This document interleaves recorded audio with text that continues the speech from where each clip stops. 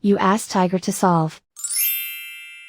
This deals with linear equations with one unknown. The final result is x equals -3. Let's solve it step by step.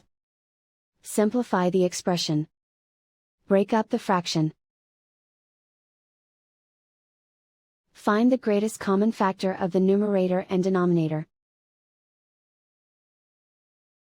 Factor out and cancel the greatest common factor.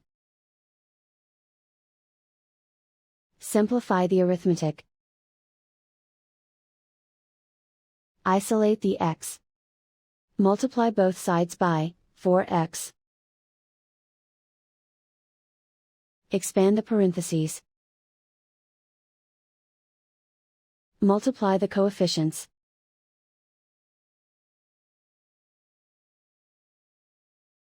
Simplify the fraction.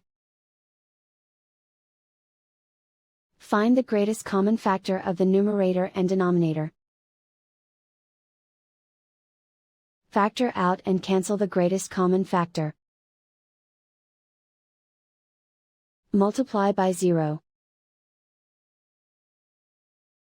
Group all constants on the right side of the equation. Subtract 3 from both sides. Simplify the arithmetic.